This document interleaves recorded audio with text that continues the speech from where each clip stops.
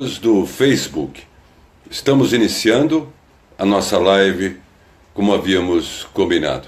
Agradeço aí todos que estão assistindo esta live e ao mesmo tempo eu aviso que esta live ficará postada em meu Facebook.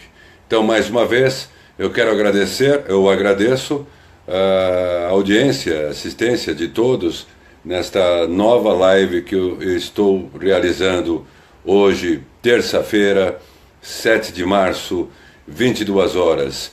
Optei pelo horário das 22 horas em função de as pessoas estarem voltando do trabalho e também talvez algumas coisas que queiram assistir na televisão. Agradeço a todos que estão entrando aqui com seus positivos, os corações. Muito obrigado mais uma vez pelo apoio de todos, com quanto, nem vou falar meu trabalho, com quanto ao nosso trabalho. Muito obrigado pelos corações, muito obrigado pelos positivos. Infelizmente eu não posso agradecer um por um, que aparece aqui embaixo no GC, porque o GC vai rodando e realmente não dá tempo de eu agradecer a todos que estão me assistindo. Só posso falar muito obrigado a todos vocês. Muito obrigado pelo carinho, muito obrigado pelo respeito, mas o principal, como eu sempre repito em todas as lives, é que vocês, eu repito sempre, que vocês troquem informações entre vocês, apoiem-se, apoiem uns aos outros. Isso é importante nesse período que estamos vivendo, nesse período do nosso planeta que estamos vivendo. Então é fundamental o apoio entre um com o outro, né? Troquem amizades, troquem informações, né? Passem informações a respeito de livros, enfim, dê o apoio necessário ao outro que está necessitando. Eu tenho acompanhado várias pessoas neste Facebook apoiando outras pessoas e vice-versa. Então essa diversidade, isso é algo que nós chamamos de fraternidade. Fraternidade hoje em dia é muitíssimo importante, principalmente nesses momentos de desafios e de angústias que nós estamos vivendo. Muito obrigado pelos corações, muito obrigado pelos positivos, enfim, muito obrigado a todos. Eu até acho muito bacana uns aos outros, aí um cumprimentando os outros, dando boa noite um para os outros. Então isso é importante, formar essa egrégora, vamos fortalecer esta egrégora entre nós, a amizade entre nós, vamos crescendo, independente do meu trabalho, independente da minha live ou das minhas lives, vamos crescendo nessa união que vocês estão construindo. Isso é muito importante. O assunto de hoje, muito obrigado pelos corações, pelos positivos, muito obrigado, muito obrigado, muito obrigado. O assunto que eu vou abordar hoje é sobre a depressão. Não só a depressão, mas como os transtornos de ansiedade. Assuntos estes que eu já abordei em outras oportunidades, não só em live, através de lives, mas também através de vídeos, no caso. Mas é importante repetir este assunto de uma forma um pouco mais detalhada. Pela Organização Mundial de Saúde, como já havia dito anteriormente, que bacana o que a Luciane Seta escreveu, egrégora linda mesmo, Luciane Seta, porque esse pessoal é incrível, vocês são incríveis. O que vocês estão fazendo é coisa incrível. É incrível o que vocês estão fazendo. Então, não tenho mais o que falar. É uma coisa incrível o que vocês estão fazendo, né? Mas, pela Organização Mundial de Saúde, já uma estatística um pouco antiga, a previsão é que no nosso país nós tenhamos, estatisticamente, né, amostragens, não significa um acerto, 30 milhões de pessoas que estão com depressão, que desenvolveram a depressão. 30 milhões. Então imagine o mundo, quantas pessoas estão com depressão. A depressão era vista no passado com muito preconceito, falta de vontade, preguiça, essas coisas. Mas com o avanço da ciência e com a quebra de preconceitos que haviam na área da neuropsiquiatria, da psicologia, hoje em dia, sim, nós estamos notando, e fica evidenciado, que esses transtornos incapacitam de fato as pessoas. A depressão incapacita. A depressão pode até matar. Eu vou ser objetivo aqui porque nós temos um tripé no nosso desenvolvimento na vida do dia a dia. Biopsicossocial. Preste bem atenção. Biopsicossocial. Bio é biológico. São as nossas predisposições biológicas. Perfeito?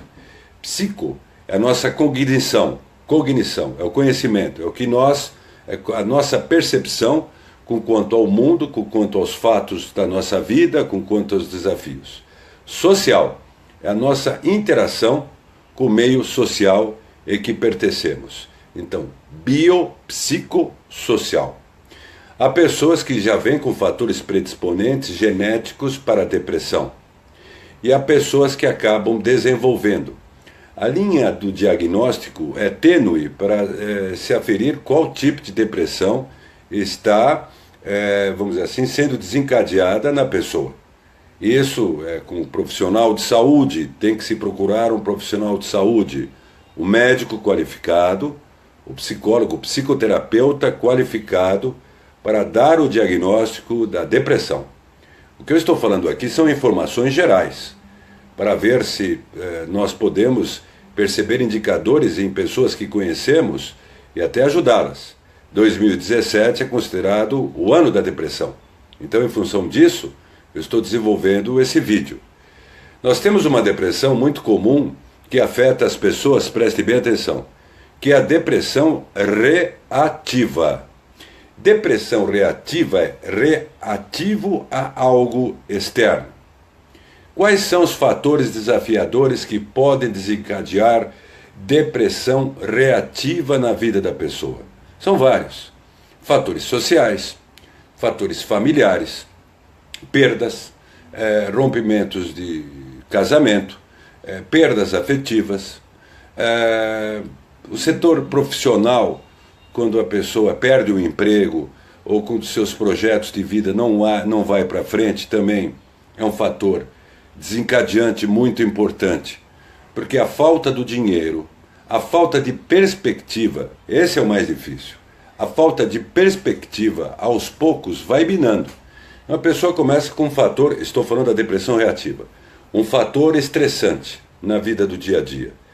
Vamos dizer que ela tenha vários fatores estressantes, e hoje em dia a maioria das pessoas tem vários fatores estressantes, que é justamente esta vida que nós passamos, que nós estamos vivendo, com vários desafios seguidos.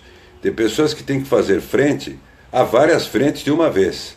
Então isso vai indo, ano após ano, ano após ano.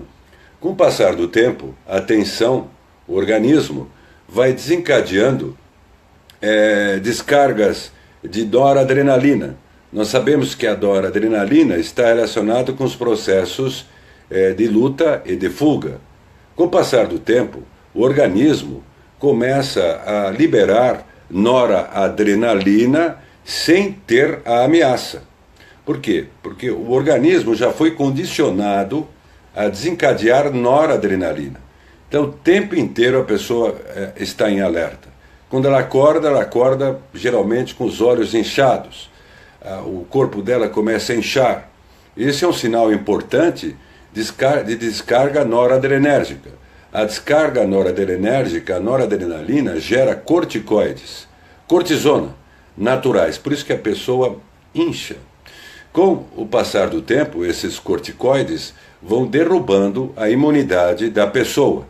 E com o passar do tempo, a pessoa começa a desenvolver uma série de patologias. Então, por isso que a depressão, se ela não for tratada, ela compromete. Com o passar do tempo, a depressão não tratada vai acabar, vamos dizer assim, influenciando outras áreas do corpo, do organismo. Então, por exemplo, colesterol alto, hipertensão.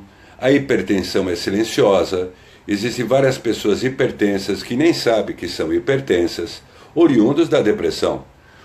Essa hipertensão é oriunda da depressão, porque é o estresse constante, a pressão constante. Então, por isso que as pessoas ficam hipertensas ou têm altos índices de colesterol.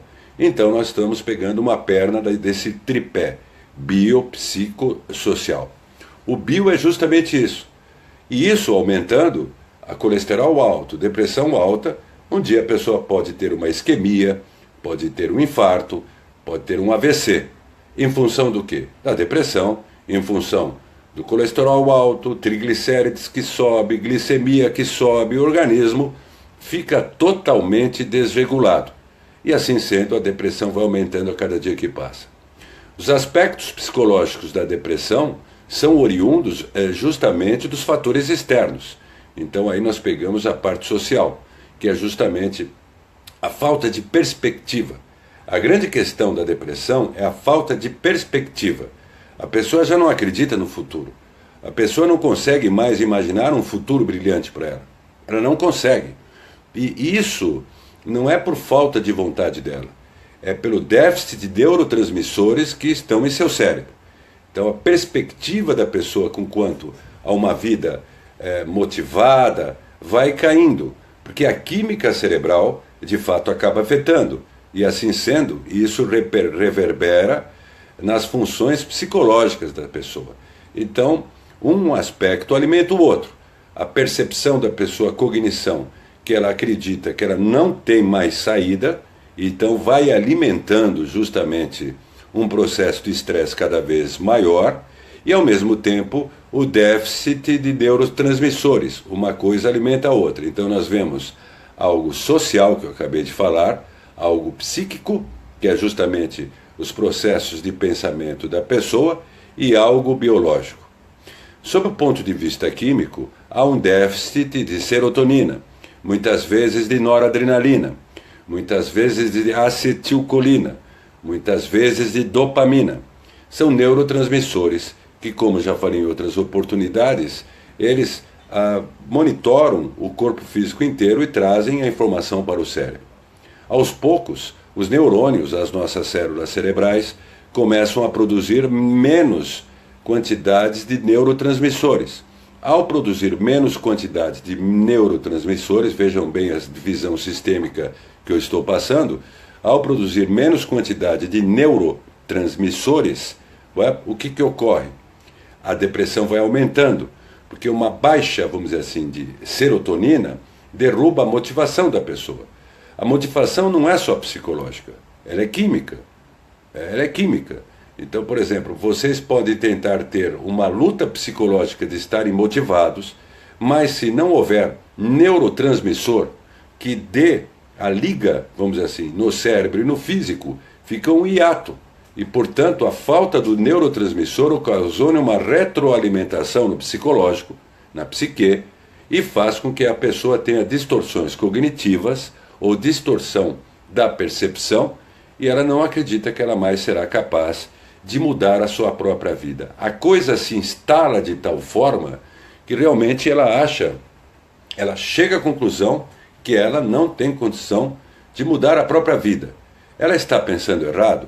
Não, ela está tendo uma percepção da sua realidade. Ela não consegue sair, mudar o padrão de pensamento pelo déficit de neurotransmissores. Ela não consegue mudar. Por mais que ela se esforce, ela pode ter até o alívio em alguns momentos. Se nós notarmos, um dos indicadores importantes de quem está com depressão é quando acorda. Geralmente são as crises piores na parte da manhã. Ansiedade alta, taquicardia, enfim, uma série de sintomatologias importantes. E a pessoa melhora geralmente à noite, por volta das 10 horas da noite, que nós falamos que ela é serotoninérgica, porque ali, nesse horário, o cérebro começa a produzir um pouquinho mais de serotonina. Tem um aspecto psicológico também. O aspecto psicológico é justamente que, à noite, quando dá 10, 11 horas, a pessoa já não pensa mais em encarar a vida, ela vai dormir. Então, isso também alivia, em parte, o sintoma da depressão reativa. Outro aspecto da depressão é o excesso de sono. A pessoa tem sono, ela se sente prostrada. Mas em um momento de muita emergência ela reage. Então ela fala, poxa, como é que eu tive força para reagir e depois quando eu volto ao cotidiano eu caio novamente? Eu tenho prostração, a pessoa se sente prostrada. É lógico, não é fator psicológico isso, é fator químico.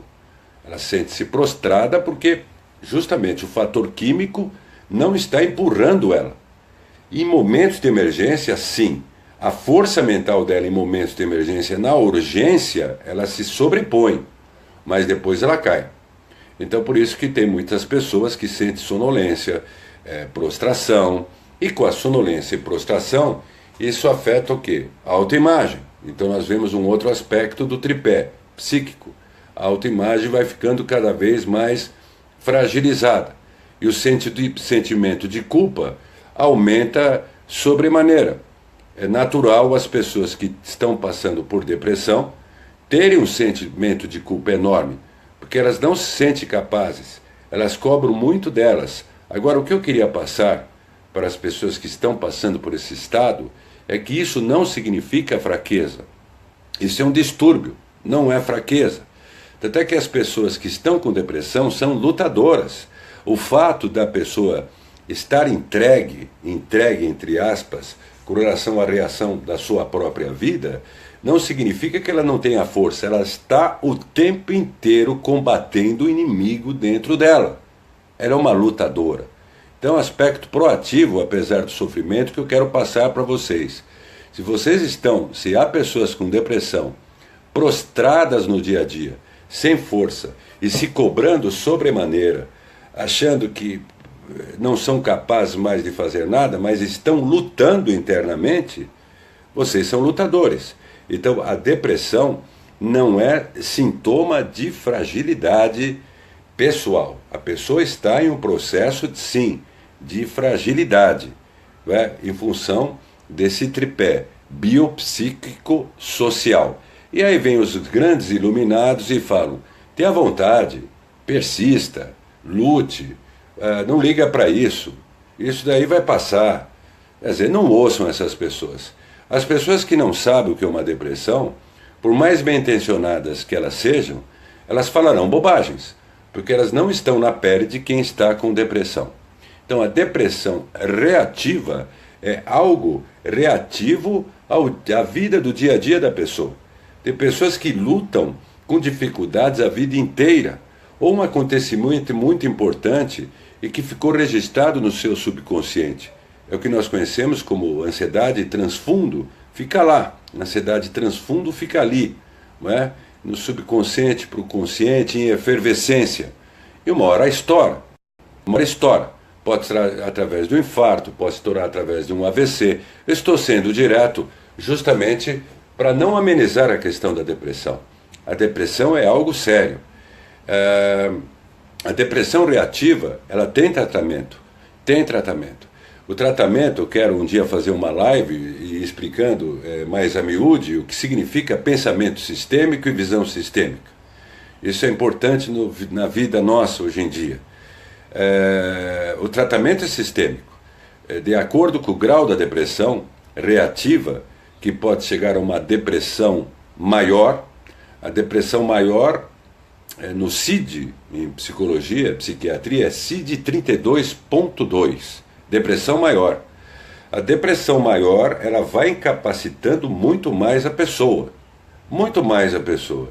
É lógico que as pessoas nessa fase, já no fundo da gaveta, elas não querem mais viver. Elas não têm mais o porquê, para que tudo isso, por que eu estou aqui. Esses questionamentos existenciais de quem está com depressão é uma coisa muito interessante. Olha o paradoxo.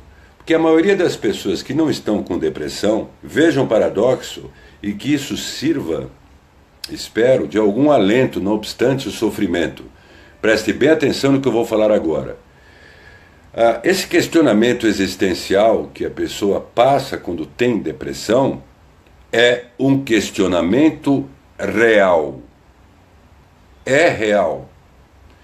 A maioria das pessoas que não estão com depressão elas não questionam o significado da vida. Uma sim, questionam, mas boa parte não questiona.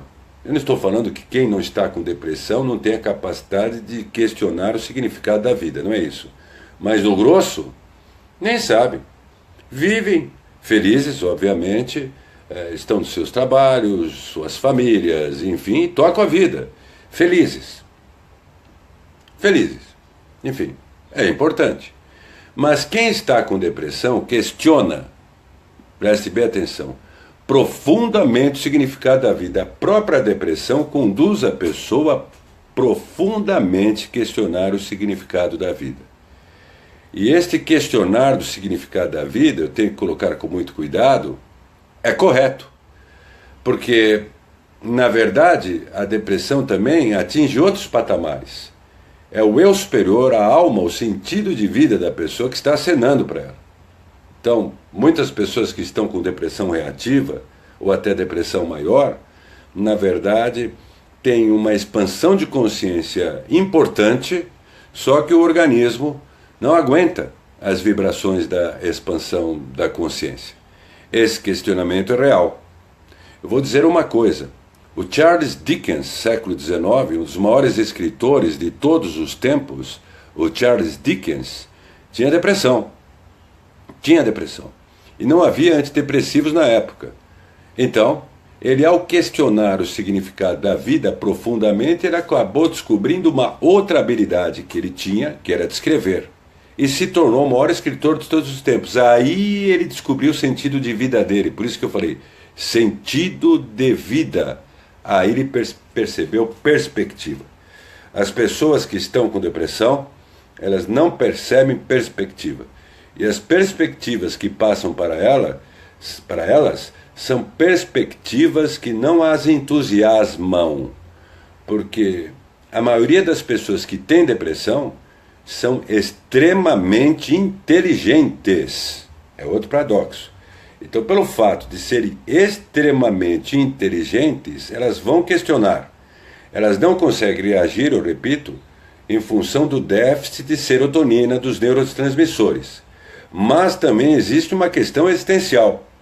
Se vocês notarem, muitas pessoas que estão em depressão e apenas tomam medicamento sem um suporte psicoterápico ou sem um sentido de vida, principalmente, elas vão mudando medicamento após medicamento. A depressão não cede. Há depressões crônicas, e aí não tem jeito. É o custo-benefício. A pessoa tem que tomar remédio para o resto da vida. Mas qual é o problema? Se ela tomar remédio para o resto da vida para equilibrar um déficit físico, em função dos fatores predisponentes biológicos, que sem o remédio não há uma produção, vamos dizer assim, boa de serotonina, mas ao mesmo tempo ela descobriu o significado da vida dela, ela vai lidar com isso muito bem. O significado de vida, com perspectiva de vida, sentido de vida. Então, portanto, o que eu quero dizer é que o fator da depressão tem que ser visto de forma sistêmica, em primeiro lugar. Sistêmica é assim, existe um determinado ponto que não tem jeito, a pessoa tem que se medicar, e a medicação ela tem que ser prescrita por um médico. Se for um médico homeopata, se a pessoa está na homeopatia, o médico tem que ter a cuidado importante de dar o remédio homeopático importante para ajudar a pessoa. Se não for médico homeopata, se for alopata, também não há problema. Há um preconceito enorme com quanto à medicação. E esse preconceito atrasa a vida de muita gente. Tem muita gente que acha que se curou de depressão, mas na verdade não se curou e continua com uma distimia, aquela melancolia de fundo, que não conseguem sair, melancólicas, e acham que se curaram da depressão, sem medicação. Isso é um atraso. O indivíduo que tem uma expansão de consciência, que persegue a expansão de consciência, ele tem que ser inteligente. Ele tem que lançar mãos de vários recursos. Ou seja, a medicação, caso seja alopática, tratamento alternativo, as terapias alternativas são muito importantes. Os florais são muito importantes, como coadjuvantes, como complementares. Por que eu digo complementar? Quando eu falo complementar, eu não me refiro que complementar seja algo que seja pouco. Não é isso. O complementar é que as terapias alternativas, no caso de florais e outras terapias importantes, atuarão nos corpos sutis da pessoa. No corpo etérico, bioenergético, no corpo astral, no corpo mental e nos chakras. Enquanto a medicação alopática atuará no corpo físico. Por repercussão, obviamente, também atuará nos corpos sutis. O que está embaixo está em cima e o que está em cima está embaixo. Então, essa visão integrativa se faz necessária. As pessoas, quando tomam remédio alopático, geralmente quem tem depressão, elas têm altos índices de ansiedade, e aí nós falamos do medo tóxico, Quando elas tomam, elas passam mal no início, por isso que elas rechaçam a medicação. E principalmente se elas lerem a bula. Não leio bula de remédio. Eu vou explicar por quê. Nos Estados Unidos, anos atrás, as pessoas pegavam remédios para depressão e propositalmente se acidentavam e geravam ações milionárias contra os laboratórios. Então hoje, quando é lançado o antidepressivo, é colocado tudo lá para cercar para o próprio laboratório se preservar. Entenderam? Então, não leia bula de remédio, porque quem está com depressão é sugestionável. Então ele vai reproduzir todos os efeitos colaterais colocados na bula de remédio. Fale com o médico, que é a melhor coisa. Agora, por que as pessoas passam mal quando começam a tomar os remédios antidepressivos? Falei outro dia na palestra. Cada neurônio tem uma porta de entrada, que nós chamamos de fenda sináptica. Ok? O neurônio produzindo menos serotonina, ele vai retendo a serotonina. Quando ele emite serotonina para outro neurônio, ele estabelece uma sinapse, perfeito? Ora, ele produzindo menos serotonina, essa sinapse fica falha. E isso que afeta, isso que faz com que as pessoas tenham os déficits, prostração, enfim, porque a sinapse cerebral acaba por dificultar, por comprometer o desenvolvimento cerebral e, portanto, começa a haver as repercussões colaterais em outros órgãos. E é por isso que a pessoa começa a se sentir prostrada, com colesterol alto, com hipertensão, vai aumentando, afeta todo o sistema neurovegetativo. Ora, quando a pessoa toma, preste bem atenção, eu estou falando com a maior boa vontade. Eu gostaria que, eu não vou questionar se alguém é contra remédio alopático, isso é problema de cada um. Mas eu tenho que ter bom senso, não é? O que nós falamos aqui é sério, porque certa vez ouvi, no meio de comunicação, já falei até, que o indivíduo, um estelionatário, falou assim: após eu ter me formado em psiquiatria, eu fui fazer medicina. Quer dizer, um indivíduo que estava dando cursos. Quer dizer, além do que ele é burro, é um estelionatário burro. Porque a psiquiatria é uma especialidade da medicina. Ele próprio se contradisse. Então tem muitos meios de comunicação hoje que mais desinformam do que colaboram. Principalmente esses meios com viés esotérico. Existem pessoas que, entre aspas, são pseudos esotéricos e que infelizmente passam uma série de bobagens e acabam desvirtuando os verdadeiros espiritualistas. Acabam desvirtuando os verdadeiros espiritualistas. São estelionatários, são incompetentes, são criminosos, deveriam ser denunciados. Após eu ter sido, o indivíduo falou, após eu ter me formado em psiquiatria, eu fui fazer medicina. Isso aqui é um absurdo, e muita gente ouvindo. E pela falta de cultura, por incrível que pareça em nosso país, existem milhares de pessoas que não sabem que a psiquiatria é uma especialidade da medicina. Vejam a que ponto nós chegamos nesse país, com quanto a falta de informação, que oferece terreno para esses estelionatários, charlatães, darem golpes. Então imagina as pessoas que ficam sujeitos a esses estelionatários, estão com depressão, estão com outro tipo de patologia clínica. O que vai ocorrer com elas? E o primeiro sintoma, o primeiro indicador desses estelionatários, criminosos, formadores de quadrilhas e charlatães, é falar para não ir em médico, porque o problema é meramente espiritual, e resolvendo o problema espiritual vai resolver a depressão.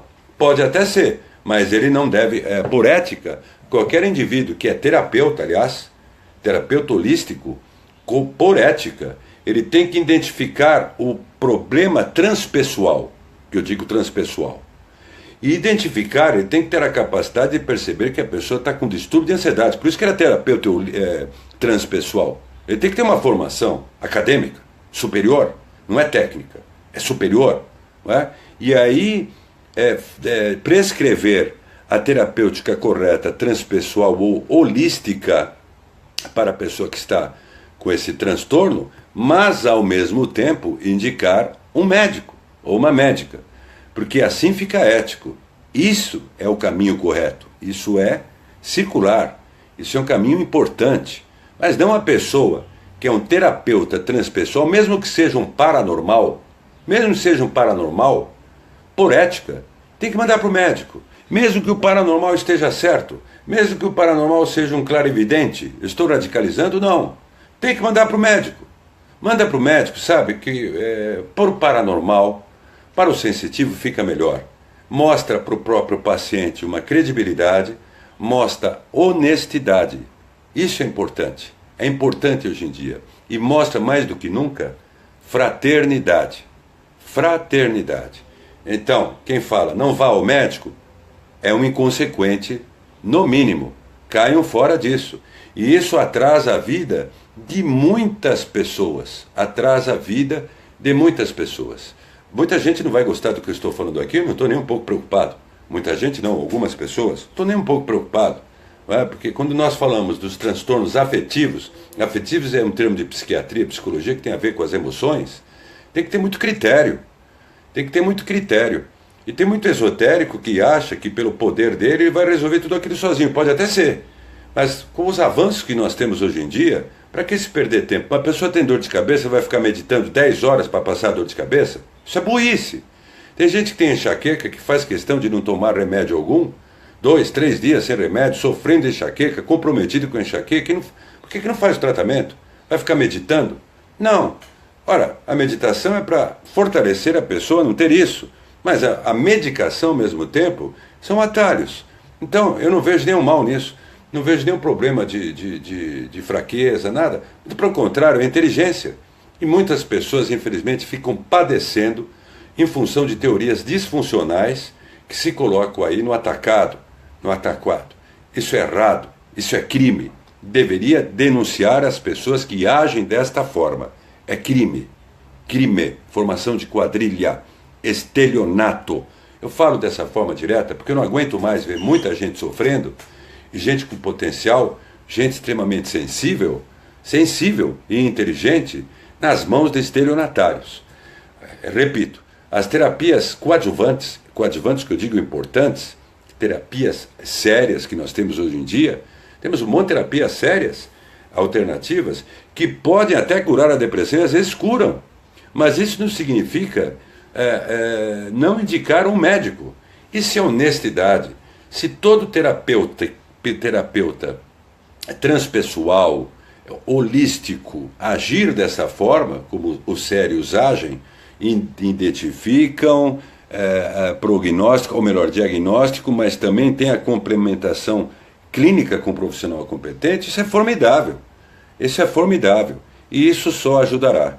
Então, os medicamentos, quando as pessoas têm dificuldades de tomar e acabam passando mal, é porque, principalmente, os recaptadores, como é que chama? Os inibidores de recaptação da serotonina, eles entram na fenda sináptica, naquela portinha do neurônio, entram e fazem jorrar serotonina. E aí, quando fazem jorrar serotonina, dá aqueles efeitos colaterais, são 3, 4, 5 dias de efeitos colaterais até estabilizar. A terapêutica do medicamento antidepressivo, ele geralmente demora 30 dias para ter a terapêutica clínica correta. Ele tem a fase aguda, que a pessoa toma nos primeiros dias, sente um mal-estar, e ao mesmo tempo a fase de terapêutica clínica começa a dar resultado dali 30 dias, geralmente é isso.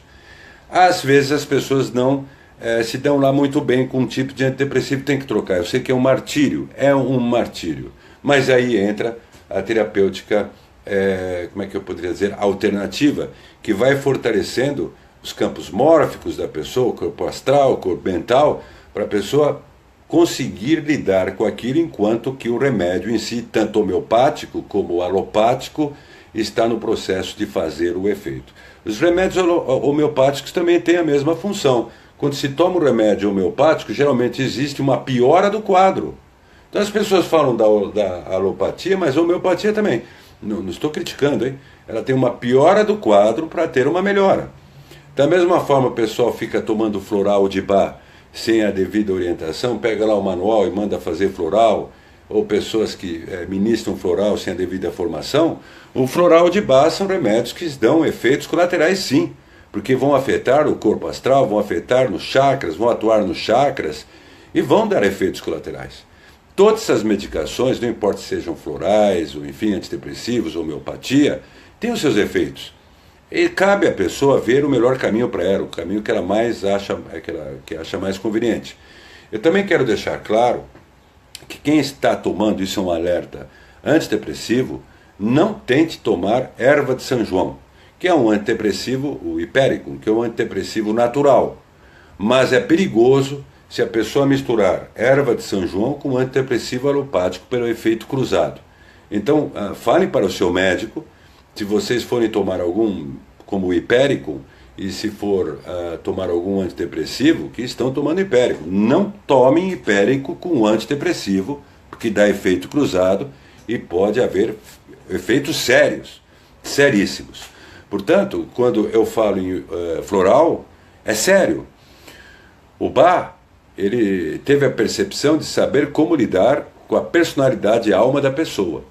A visão dele, e ele até fala num dos livros sobre a grande fraternidade branca, Edward Bach, em inglês. Aliás, era maçom da Grande Loja Unida da Inglaterra. Então, ele tinha a percepção de dar a medicação. E a pessoa tinha que seguir a risca, tem que ter o treinamento para aquilo.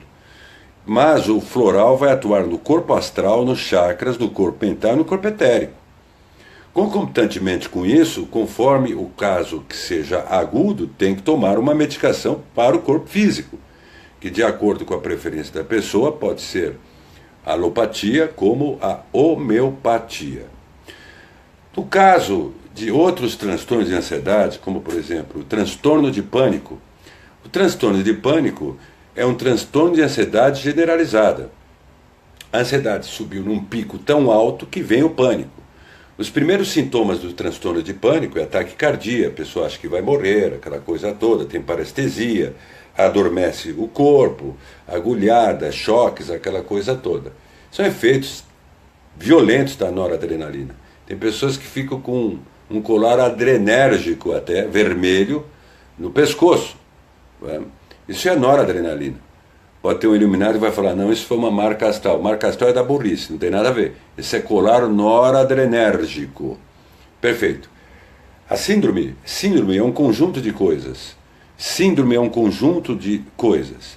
O transtorno de pânico, ele contém em si um pouco da depressão reativa, um pouco do transtorno obsessivo compulsivo, não o clássico, um pouquinho de várias, vamos dizer assim, várias patologias que nós chamamos de comorbidades. A parte do transtorno de pânico física é a menor que tem. Quando pega a parte psíquica, a pessoa pensa que está ficando louca, porque dá desrealização, a pessoa anda na rua pensando que está num sonho, não é? Está sonhando, dá despersonalização, a pessoa não se sente ela, se sente outra pessoa, acha que o ambiente que ela convive não é mais familiar, ela tem umas impressões completamente diferentes. Isso já é despersonalização e desrealização, que fazem parte do quadro de ansiedade alta. O mesmo tratamento, as mesmas indicações plausíveis são essas que eu falei com quanto à depressão. Nós temos outros estados de depressão. Transtorno, por exemplo, distúrbio afetivo bipolar. O distúrbio afetivo bipolar é significativo, antigamente chamavam de psicose maníaco-depressiva. O distúrbio afetivo bipolar, a pessoa fica num estado de mania durante 3 meses. A mania em psiquiatria ou psicologia é uma euforia fora do normal. A pessoa se sente extremamente forte, poderosa e por aí vai. E depois de 3 meses vira abruptamente para uma depressão maior. A pessoa não sai do quarto, não quer tomar banho. Isso é transtorno, distúrbio afetivo bipolar. Ora, isso tem tratamento. Geralmente é estabilizador do humor ou lítio, eu não poderia dar nome aqui, né? Não vitamina com lítio, é médico, enfim, é todo um processo que eu não posso entrar por ética aqui no vídeo. Ou estabilizadores de humor. Existem muitos executivos, muitos gênios, muitas pessoas, muitos políticos, assim, por exemplo, teve um político que desencarnou tempos atrás, que tinha transtorno afetivo bipolar. Ele tomava o remédio e pronto. Só que, como é crônico, é um problema lá no DNA, da mesma forma que a esquizofrenia, é um problema no cromossoma 6, então a pessoa tem que ficar com a medicação a vida inteira. Mas não significa que ela não seja uma pessoa evoluída, tenha uma falha. Isso aqui é do organismo. Isso aqui, se nós formos analisar, isso aqui tem a ver com os aspectos genéticos de vidas passadas, não necessariamente de karma. Ela passa por isso para ela ter essa percepção importante com quanto às necessidades do próximo. Tanto é que muitas pessoas que têm depressão, elas percebem mais a consciência interpessoal, vejam bem. Olha que interessante a depressão. O que a depressão favorece? Ao mesmo tempo uma apatia, mas ao mesmo tempo uma percepção profunda de consciência interpessoal. Não é? O político que tinha distúrbio afetivo bipolar era o Ulisses Guimarães. Tinha distúrbio afetivo bipolar. Não obstante, ele tocou a carreira dele com a medicação. Isso não é demérito. Infelizmente, as pessoas erroneamente taxam mudanças de humor durante o dia como bipolar. É outra ignorância. O indivíduo é bipolar. De manhã ele está de um jeito, à tarde ele está do outro, à noite ele está do outro. Isso não é bipolar. Isso é ciclotimia. É da ansiedade. É ciclotimia. Não tem nada a ver com bipolar. Distúrbio afetivo bipolar é um problema de falta de sal no cérebro. Tem nada a ver, o cara é bipolar. Mas é ignorância.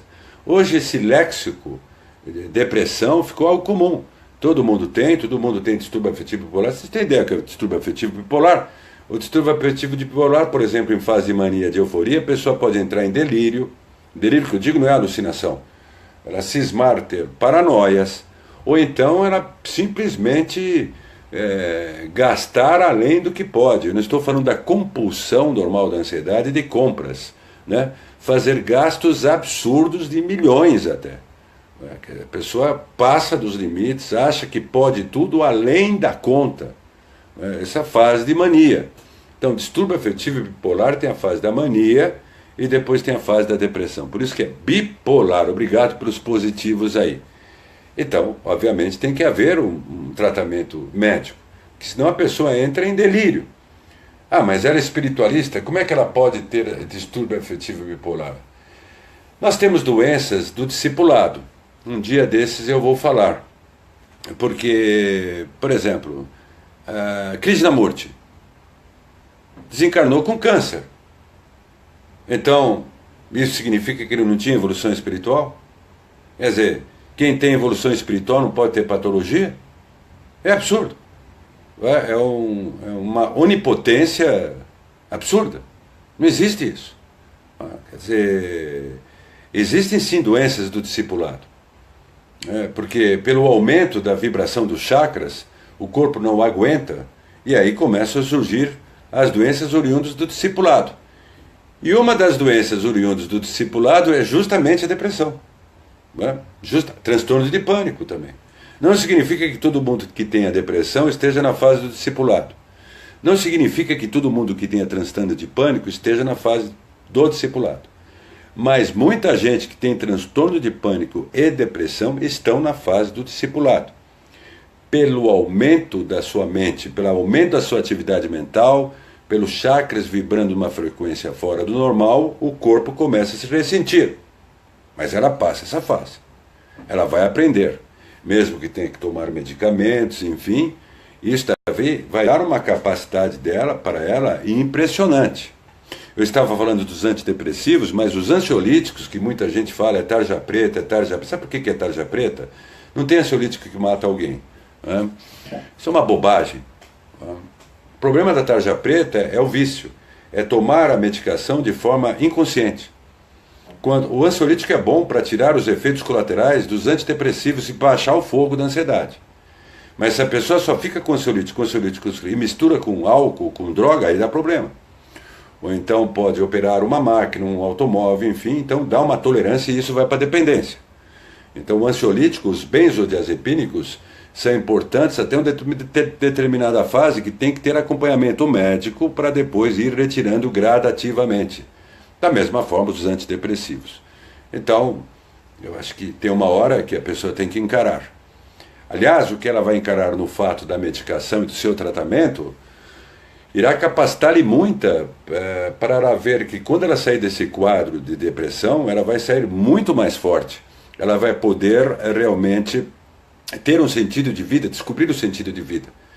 A depressão, oriunda vamos dizer assim, do caminho do discipulado, eu já falei várias vezes, é a noite escura da alma de São João da Cruz. É a noite escura da alma. Só que naquele período não havia medicamento. Então o pessoal sofria. Imagina uma pessoa que tinha síndrome de pânico na Idade Média. Estava com um demônio no corpo. Não é? Agora, hoje evoluiu. Nós não podemos viver na Idade Média. Evoluiu. Nós temos que entender aquilo. Eu não quero cair para o ocultismo aqui nessa live. Eu quero pontuar esse aspecto da depressão.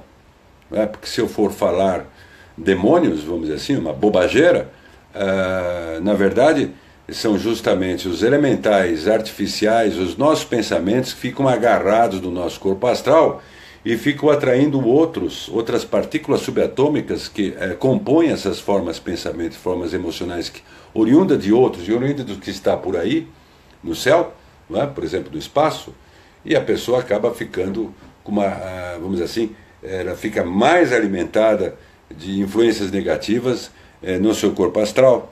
E, portanto, a pessoa que tem esses problemas emocionais, além do déficit de serotonina, pelo fato de serem hipersensíveis, elas vão captando mais o meio. Não é? Então, isso lembra aqueles demônios da Idade Média, que na realidade são elementais artificiais, em outras palavras, são um conjunto de partículas subatômicas oriundas da própria vibração do corpo astral da pessoa, de forma distorcida, porque ela não sabe o que fazer, e ao mesmo tempo do próprio impacto que vem de fora, oriundo de outras pessoas, das sugestões negativas das outras pessoas, ou então do que está aí nos campos mórficos, ou no corpo etérico, no plano etérico, no plano astral, enfim. Quero dizer que a depressão, para quem está no caminho, é um fator extremamente importante de autossuperação. A depressão, na marra, leva a pessoa a descobrir o seu sentido de vida. Se ela quiser descobrir o seu sentido de vida e está com depressão, é o caminho importante para ela dar a volta por cima. Na realidade, fazendo com a símile cristã, ela está no próprio Calvário. O Cristo foi crucificado. Da mesma forma, a pessoa que está com depressão, ela está crucificada. Ela está crucificada. Mas ela vai soltar um brado, que foi erroneamente traduzido do aramaico para o português ou para outras línguas, quando Cristo estava na cruz. Não é? Na verdade, quando Cristo estava na cruz, ele falou: Pai, quanto me glorificas. Ou seja, quando nós percebemos o sentido da nossa depressão, nós descobrimos o nosso sentido de vida. Tem muitas pessoas casadas que foram separadas de suas famílias e de seus filhos, entraram em depressão. É óbvio, tanto homens como mulheres, porque amam seus filhos. Isso pega, não é verdade? Pega. A pessoa começa a pensar nos filhos e fica desesperada. Ou perdeu filhos. Né? A pior coisa que pode acontecer para um pai ou para uma mãe é o filho ir antes. Isso é uma pancada. É uma pancada. Se nós estamos nessa live, nós somos espiritualistas. E não há outro meio de nós pensarmos que se alguém de nossas famílias partiu, ou se fomos retirados da guarda de nossos filhos, eu não sou casado, não tenho filhos, eu estou falando em benefício da exposição, isso desencadeia a depressão. Mas isso pode desencadear uma força tão grande para o indivíduo, tanto homem como mulher, que ele pode, depois de superar a depressão, ele pode ser um grande exemplo para os filhos. Acreditem. E um grande exemplo para o seu ex-cônjuge. Errei. E aí, ele vai deixar o seu modelo. Ele vai ter os seus filhos de volta. Não digo que ele vai resgatar o seu casamento. Nós não podemos forçar ninguém a ficar conosco. Mas, eu tenho certeza, você que já passou por isso e está passando, você não tem a dúvida que quem o deixou, sentido afetivo, e quando ver o seu exemplo, vai ficar de queixo caído. E o mais interessante, você não vai querer voltar. Por quê? Porque o ensinamento foi dado. Primeiro você foi rechaçado. Eu nem sei porque eu estou falando isso, mas para alguém, né? Estou colocando no ar. Segundo, você sofreu. Obviamente sofre. Terceiro, você vai dar a volta por cima. Quarto, você vai servir de modelo. O sentimento que você teve da indiferença e do rechaço por parte do seu cônjuge ou da sua companheira ou companheiro, não importa, irá o fortalecer. E o aprendizado é que você é mais forte que eles. E sendo mais forte que eles, você irá impressioná-los. Mas você não vai voltar. Ao menos que o seu companheiro ou companheira consigam perceber, obviamente, a sua nobreza. E estejam na mesma sintonia, nem sei porque eu estou falando isso, eu estou falando isso, acho que canalizando. Estejam na mesma sintonia da sua nobreza. E aí é válido um retorno. Senão, a sua própria nobreza te resgatou. Vai ser um exemplo muito grande para o seu ex-companheiro ou ex-companheira. Vai ser um exemplo muito grande para os seus filhos. Vai criar um vácuo. Você será admirado ou admirada. Você vai beneficiar. E você terá a pessoa compatível com a sua nobreza. E os seus filhos ou suas filhas o admirarão. Tanto você seja homem ou mulher. Acredite nisso. Isso capacita. A depressão põe a pessoa no chão, mas ela pega do chão um impulso tremendo, tremendo. A sua nobreza é mais importante que tudo. Mas não deixe de tomar medicação. Não ouça artistas, mas a sua nobreza fará com que anos, por exemplo, que você possa estar com esse mal, 5 anos, 10 anos, 15 anos, 20 anos, que você achou que perdeu o significado da sua vida, eu atesto aqui para você no ar. Você resgata. Dá a volta por cima. Vai ter uma outra visão de vida. Vê uma força que você não sabe de onde, que irá o preencher, ou preenchê-la, de uma forma extraordinária. O gosto pela vida vai voltar, de uma forma muito mais aprofundada, e com os pés no chão. Mas com um sentido de poder tão grande, mas tão grande, que a vida vai se curvar a você. A vida vai se curvar a você. Assim sendo, você domina a vida. E ao dominar a vida, você domina o seu destino. E ao fazer isso, você se torna um modelo. Você sai por cima. Existe a questão pessoal. Quem não tem o orgulho ferido? Não adianta falar, não, isso vamos desapegar. Não, não tem. Isso é normal. Todo ser humano fica com orgulho ferido. Todo ser humano tem os seus instintos.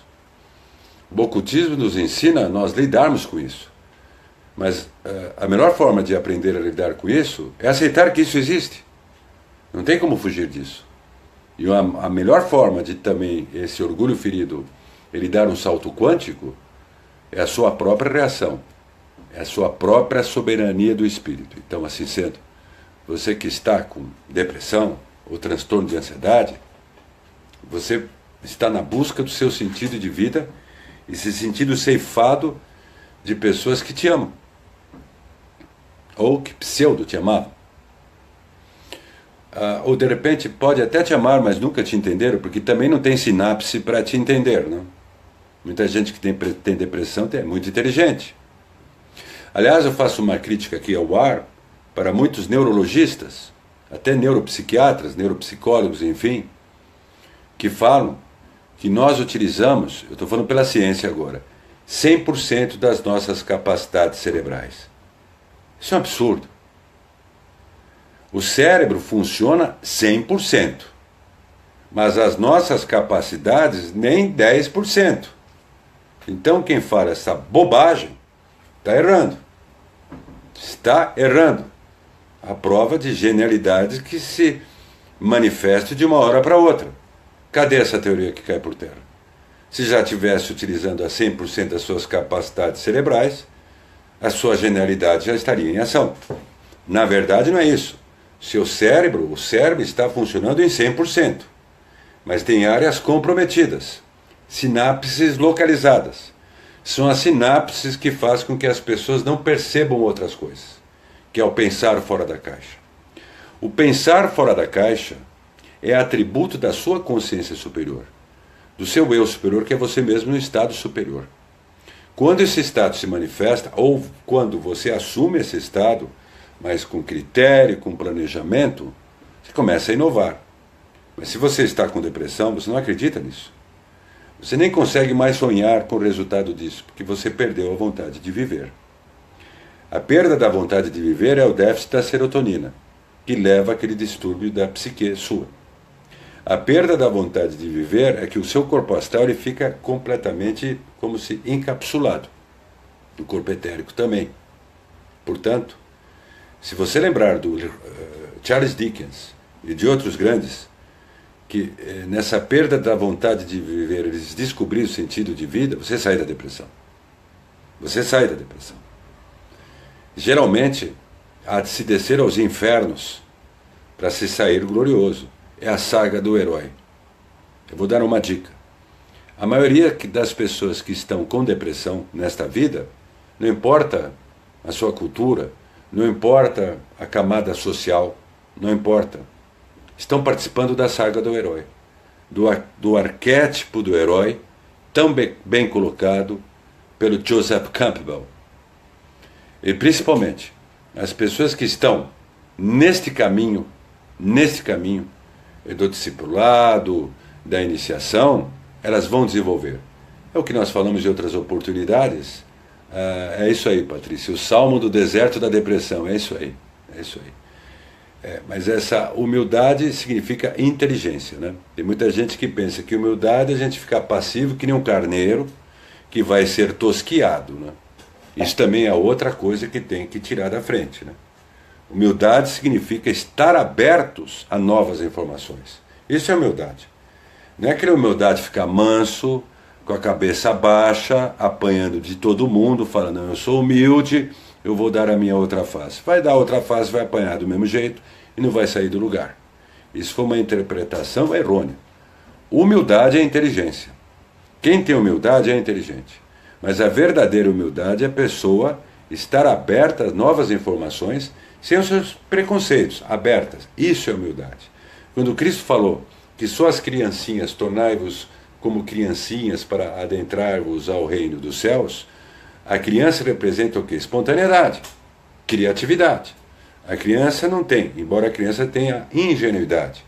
Agora, a nossa fase de criança é diferente. Nós já apanhamos muito da vida para nós termos ingenuidade. Essa vida não é para nós sermos ingênuos. Nós já passamos por poucas e boas.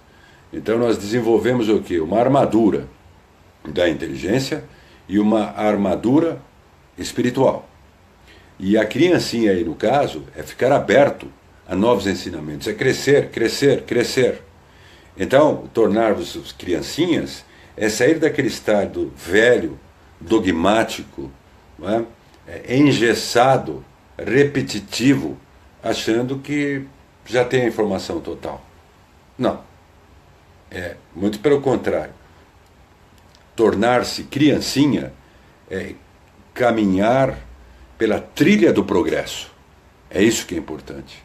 Assim sendo, as pessoas que passam por esses estados, vamos dar um pulo para o discipulado agora, de desafios, é inevitável terem problemas psicossomáticos. Todos. Todos.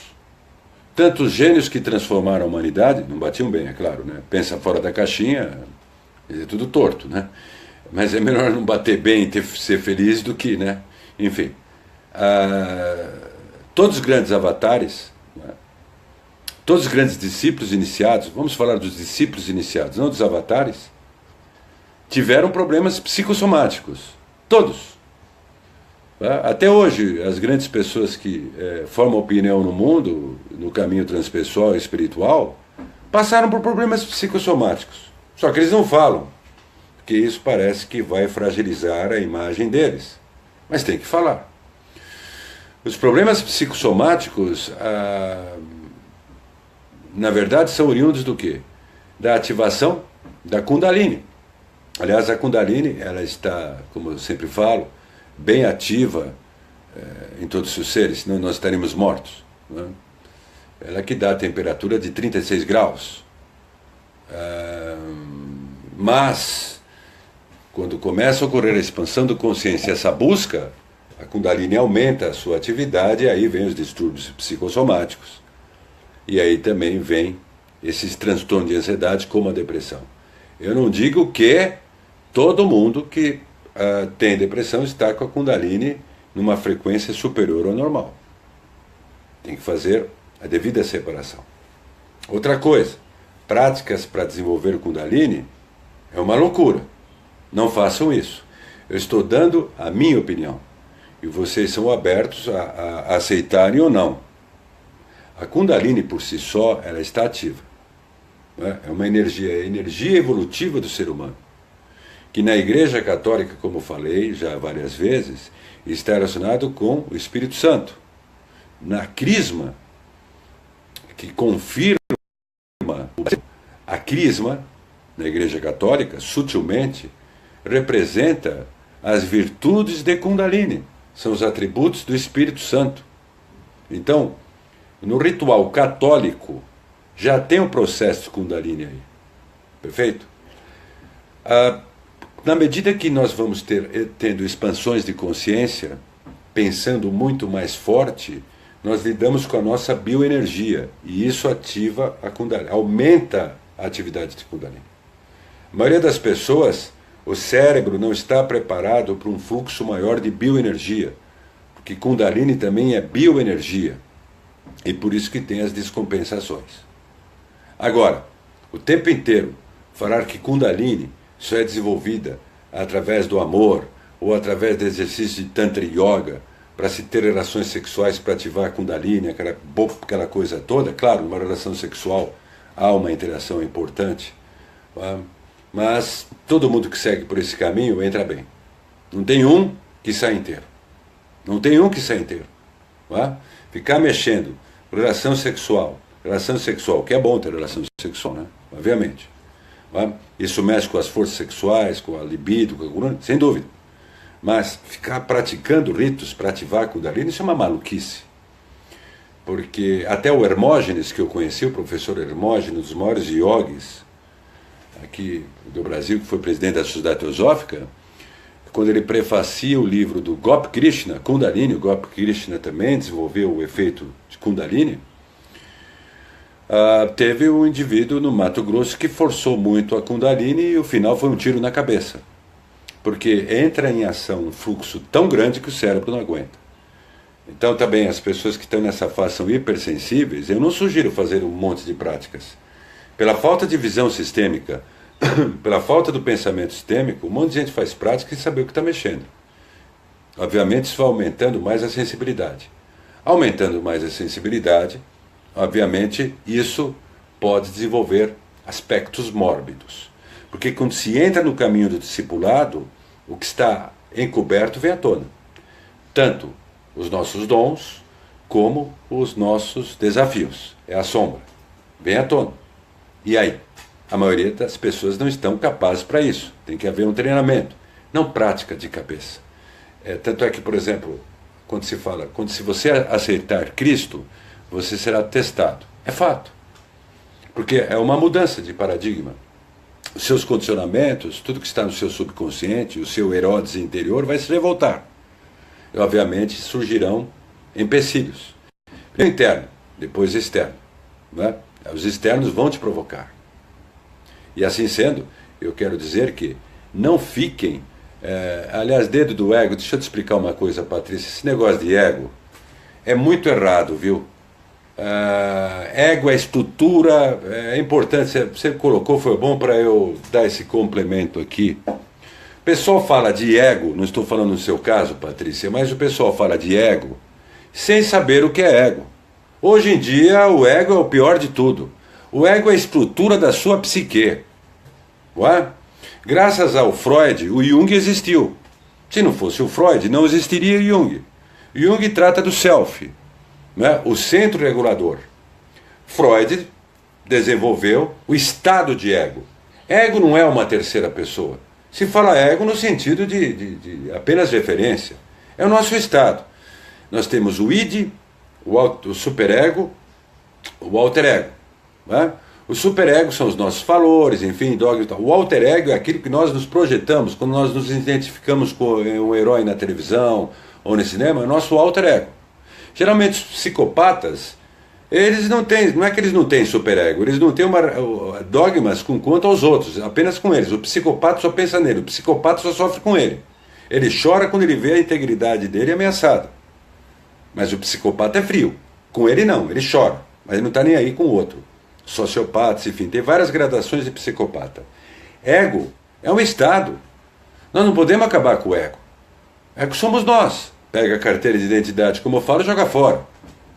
Então, com as pessoas que não estão preparadas, eu sei que não foi o seu caso que você colocou aí, Patrícia, elas vão falar o seguinte: acabe com o ego. Acabar com o ego é você jogar sua identidade fora, você jogar tudo que você estudou, tudo que você é até hoje. Então, são uns inconsequentes, outros disfuncionais, que ficam escrevendo livros para falar, para acabar com o ego. Imagina uma pessoa que está com depressão, fala para ela, acaba com o ego. Ela morre. Não é isso. Não é? Na verdade, é uma corruptela. Quando há soberba exagerada, aquela coisa toda, é o ego no sentido de um adjetivo. O ego é utilizado no sentido de adjetivo. Hoje em dia confunde o estado de ego com um adjetivo. É uma questão de semântica até. Né? Então confunde um adjetivo com um estado. Né? Nós temos o ego psicanalítico, que é fundamental, é importante para nós. Sem ele a gente não faz nada, é a faculdade crítica nossa. Né? E temos o adjetivo ego, que inventaram esse adjetivo ego, por causa do egoísmo, egocentrismo. Então, se a pessoa resiste à mudança, é essa adjetivação conhecida como ego, mas não como ego psicanalítico. Né? Ou seja, quem resiste à mudança, vamos mudar a adjetivação, vamos chamar de burro, de medo, enfim, uma série de coisas, mas não, porque isso vai aumentando uma série de pessoas inconsequentes tendo palestras falando que tem que matar o ego. Tem um monte de gente que escreve aí para matar o ego. Outro dia eu dei uma palestra, no workshop que eu dei, essas pessoas falam o tempo inteiro para matar o ego. Obviamente, a melhor forma de você testar se elas estão com o ego ou não é pedir algum dinheiro para elas. Quando vocês pedirem o dinheiro para elas, chegarem na conta bancária delas, vocês vão ver se o ego delas existe ou não. É a maior prova, é essa. Mexer no bolso é fazer com que todo o ego morto ressuscite. Mexe com o bolso de uma pessoa que fala que venceu o ego, né? Que imediatamente o ego vai ressuscitar. Isso é hipocrisia. Aliás, a maioria, todo mundo que fala que venceu o ego não venceu nada. Porque não tem o que ser vencido. Não tem o que ser vencido. O que a pessoa tem que trabalhar é em si mesma, nos seus defeitos, enfim. E esses defeitos são adjetivações, criar um adjetivo chamado de ego. Vai pedir dinheiro emprestado para um monte de gente, não quero falar nome, que infelizmente com uma filosofia de fluir, fala o tempo inteiro, o seu eu inferior tem que ser jogado fora, essa coisa toda e tal. Meu Deus, seu eu inferior é o seu subconsciente. Não é? Não tem nada de negativo no seu eu inferior. Fala para essa turma, esses vagabundos hipócritas, desculpa, porque eu me irrito, porque desvirtuam muitas pessoas. Fala para essa turma transferir alguma coisa da conta delas ou a conta delas inteira para vocês. Vocês vão ver como o ego renasce, o ego ressuscita imediatamente. Um bando de hipócritas. Jogue fora essa porcaria. Quer dizer, o verdadeiro espiritualismo, aliás, o pessoal até que escrevia obras no século XIX, século XX, também tinha essa mania, mate o eu inferior, essa coisa toda, tal, confundiu um monte de gente. Hoje em dia não, isso aqui avançou. Né? Hoje nós temos que falar de outra forma. O eu inferior, o que, que é? É o nosso subconsciente, são os nossos condicionamentos, são os nossos instintos. Não tem que matar nada disso. Tem que trabalhar nisso. Para o nosso aspecto superior da consciência, que nós chamamos eu superior, que é o aspecto superior da nossa consciência, que somos nós, são as nossas virtudes e dons, possam estar mais presentes. Então hoje a visão, não desqualificando os escritos do passado, é mais atual. Todo mundo mata o eu inferior, mas todo mundo está atrás de vencer na vida. Não, isso é coisa do eu inferior. Todo mundo está atrás de ser feliz. Não, isso é coisa do eu inferior. E aqueles que falam de desapego, então? Os que ficaram de desapego só falam de desapego. Né? Pega um casal que só fala de desapego, uma mulher, um homem que fica com o discurso de desapego, num determinado momento, quando um dos parceiros age de outra forma, para ver onde vai parar o desapego. Para ver onde vai parar o desapego. Não, amar é não ter desapego. Isso é papo furado. Todo mundo que ama tem apego. É normal isso aí. Doentio seria ou não. E as pessoas ficam em estado doentio, neuróticos, querendo entrar com uma teoria disfuncional, falando de desapego. Mas que desapego do quê? Se eu amo uma pessoa, se eu gosto de uma mulher, eu vou ter apego a ela. Eu não quero perder. Se as mulheres gostam de um homem, enfim, não importa qual gênero, tem apegos. Não tem como escapar disso. Ao menos que já se atingiu na altura de um campeonato, que nada significa, já, enfim, mas, por exemplo, eu tenho certeza que nós não estamos nessa. Não é? Ah, não, você só vai poder ter amor incondicional a partir do momento que tiver desapego. Isso é uma conversa fiada. Não é? Amor incondicional também é outro termo que é utilizado da Rodão. Se as pessoas pensarem amor incondicional, amor incondicional, amor incondicional, isso aqui virou uma hipocrisia. Ter compaixão, sentir o bem para o próximo, querer ajudar o próximo. Não é? Tudo bem, pode ser amor incondicional. Amor incondicional é a verdadeira caridade. A caridade ninguém fala. Isso é amor incondicional. Não é? Agora, em relacionamentos pessoais, é normal ter apego. Ah, esse é o ego. Que ego o quê? É você.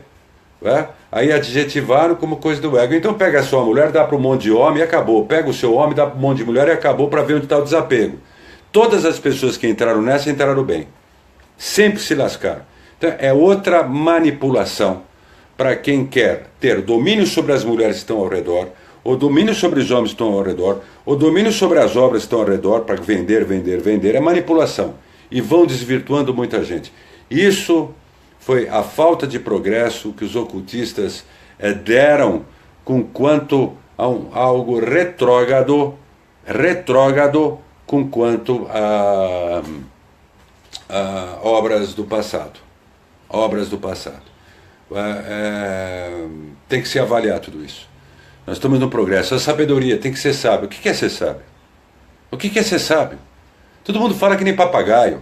Não, vamos utilizar a sabedoria, mas nem sabe o que é sabedoria. Não é verdade, pessoal?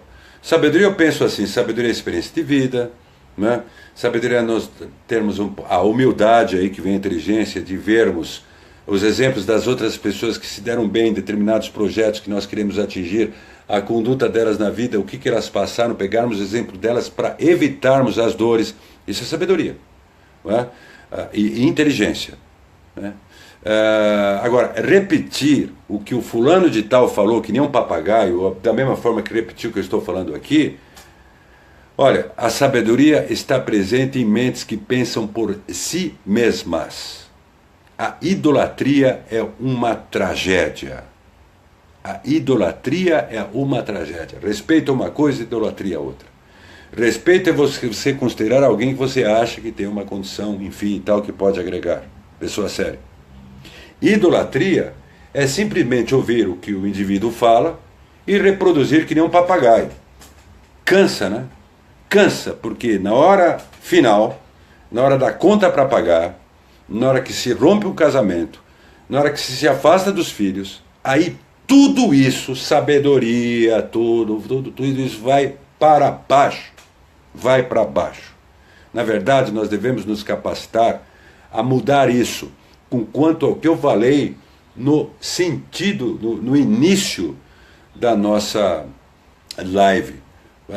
E outra coisa, muitas pessoas em estados até de depressão aí mascarada, não percebe que é depressão, acabam entrando em relacionamentos tóxicos.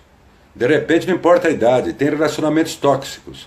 Os relacionamentos tóxicos são aqueles que dão muita paixão, é importante ter paixão, mas é importante ter amor. Né? Só paixão, se a pessoa tiver cabeça, ela vai entrar na paixão e sai. Mas geralmente, quando entra na paixão, é muito difícil ter cabeça. Né? E aí acaba se envolvendo completamente. Né? Então, mas isso faz parte da vida. 500 anos, Shakespeare já falava tudo isso. Então, por exemplo, numa distorção cognitiva que a pessoa está num processo de depressão mascarada, ela pode, se ela estiver, ela pode se envolver com uma grande paixão. E ela pode meter os pés pelas mãos. Não é? Ela passando por isso e aprendendo, perfeito. Isso dá sabedoria. Isso dá sabedoria. Quem passou por isso é importante saber que as dores que isso traz, o estrago que isso faz. Mas geralmente tem muita gente que está com depressão mascarada que vão para paixões alucinantes como fuga. Como fuga. Não é? E dá no que dá. Fuga da ansiedade, transfundo que a pessoa não identifica. Tanto é que essa questão de ego caia por terra, que o próprio Jung falou que o inconsciente da pessoa, enquanto a pessoa não deixar consciente, vai dirigindo a vida dela. Então, o que é o caminho do discipulado?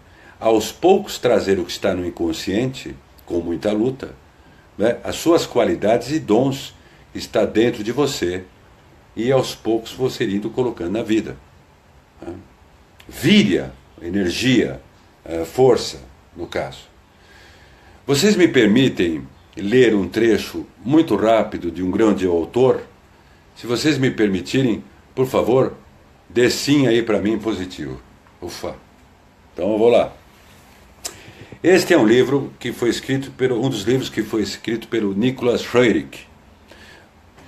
Nicholas Roerich foi um grande teosofista, um pesquisador, não foi só teosofista, também fez parte da Ordem Rosa Cruz Amorque. Nicholas Roerich realmente entrou em Shambhala. Não é? Viu os Vimanas, os objetos voadores, enfim. O Museu Roerich foi pedido pelo Gorbachev depois da queda do Muro de Berlim. Nicholas Roerich teve contato com Mahatma, o mestre Moria, ele e Helena Roerich. E ele desenvolveu a Agni Yoga Society. Existem os livros do Nicholas e da Helena Roerich, que são editados pela Fundação Cultural Avatar, que vocês puderem adquirir. Mas geralmente um parágrafo não tem a continuidade no outro. Né? É para refletir, pegar o complemento lá na frente. Esse livro muito bom, do Nicholas Roerich, chamado Supraterrestre, a vida interior. Supraterrestre, a vida interior. Foi escrito em 1938. E esses livros, se vocês puderem adquirir, é muito bom. Devido à sua compreensão parcial, as pessoas insistem em seus próprios métodos, mas nossos discípulos nunca impedem à força a decisão de seu mestre. Eles entendem como harmonizar seu livre-arbítrio com nossas decisões. É preciso ter grande equilíbrio para compreender a sabedoria de nossa liderança sem capacitar seu próprio livre-arbítrio. Nós damos muita importância ao equilíbrio. Os melhores líderes das nações tinham este equilíbrio, portanto, era mais fácil enviar-lhes nossa decisão. O tempo inteiro eles falam do livre-arbítrio. Os mestres não querem que nós nos tornemos escravos dos Mahatmas, né? Que nós tenhamos o nosso livre-arbítrio. Talvez Saint-Germain tenha vindo especialmente para preparar um futuro líder. Em todo o mundo pode-se encontrar marcos estabelecidos de nossa liderança, no caso os Mahatmas. Algumas pessoas iluminadas a aceitaram, mas algumas caricaturas pobres de monarcas rejeitaram nosso conselho e assim mergulharam seus países na calamidade. Isso é escrito em 1938. Mas até estas situações nós revertermos para o bem. Nós revertermos revertemos para o bem. Vocês estão familiarizados com a tática adversa. Pode-se recordar de um monarca arrogante que antes da Segunda Guerra recebeu nossos avisos, mas preferiu perder seu trono ao rejeitar nosso conselho. Assim também outro chefe de Estado não quis ouvir nosso embaixador e preferiu mergulhar seu país na confusão. Não se pode dizer que nos velhos tempos as indicações fossem dadas com mais frequência. Agora também são dadas muitos desses conselhos, mas como de costume, o ouvido da humanidade está surdo. Nós permanecemos vigilantes em todo o mundo. Algumas pessoas irresponsáveis acham que o pronunciar um ritual dos nomes superiores as protegerá imediatamente do assalto dos trevosos. Todavia, não é o ritual, mas o fogo puro do coração que cria um escudo forte. O Instituto Hartmann, nos Estados Unidos, prova a força da energia do coração na criação do destino. Isso aqui foi escrito em 1938, extremamente atual. Isso é uma Mahatma mesmo. Os métodos espertos dos trevosos são multiformes. Além de suas tentativas mais rudes, pode haver abordagens sutis que influenciam o lado mais fraco de cada um. Criar dúvidas é um dos métodos preferidos usados pelos trevosos. E quem duvida já está indefeso. Quem duvida já está indefeso. Pode-se pensar que este axioma já é bastante conhecido, todavia, quantos morrem deste veneno? Acho que muitos inimigos da verdade se criam pelos que sussurram a dúvida. Os tolos óbvios não são tão perigosos quanto os hipócritas mesquinhos. Olha o que ele fala. Os tolos óbvios não são tão perigosos quanto os hipócritas mesquinhos. Se são inventados novos tipos de veneno, por que não devem aparecer novas espécies de hipocrisia? Olha o que ele viu, que o mestre Moria fala. Novas espécies de hipocrisia, o que nós estamos vendo todo dia. Estas descrições dos ataques dos trevosos devem ser lembradas quando se imaginar a vida interior da fraternidade. A fraternidade que ele fala aqui é a grande fraternidade universal, o poder de Shambhala. Estamos sempre alertas. Toda hora há necessidade de impedir em algum lugar os ataques maldosos dos trevosos. Não pense que eles só atacam nossos seguidores. Eles tentam destruir todo o trabalho construtivo e por causa da lei das vibrações, 1988, lei das vibrações, são capazes de descobrir a semente do bem que eles odeiam tanto. Não se deve lhes atribuir a onisciência, mas eles sentem seus opositores. Nosso trabalho se dificulta pelo gasto de energia necessário para enfrentar os ataques dos trevosos. Eles sabem que afinal não pode nos vencer, mas absorvem a energia que está sendo enviada ao espaço. Quando pedimos união e confiança, estamos pedindo ajuda para uma vitória rápida. Muitos sinais estão voando para nós. Ninguém pode imaginar quanta confusão há neste mundo. As pessoas esqueceram que cada país contém muitos corações. A dor deles é nossa dor. As pessoas devem encontrar a compreensão do infinito dentro de si, pois, de outro modo, nossas torres permanecerão inacessíveis a elas. As pessoas deveriam se voltar para nós nos tempos de sofrimento e de calamidade, se voltar para os mestres, mas com convicção. Eles existem no sofrimento e de calamidade. O problema é que existe a dúvida. Não são os mestres como esses que são vistos de forma carnavalesca, que através de qualquer charlatão, entre aspas, canalizam cursos e cobram. Isso não é mestre, isso é charlatanice. Mestre não canaliza, mestre inspira. O Mahatma entra em contato através de nós, por nós, em nós, através do nosso eu superior. Nem o Mahatma vai dar preço de curso. Isso é coisa de louco. Louco. Porque não há informação séria para as pessoas com relação ao trabalho dos Mahatmas.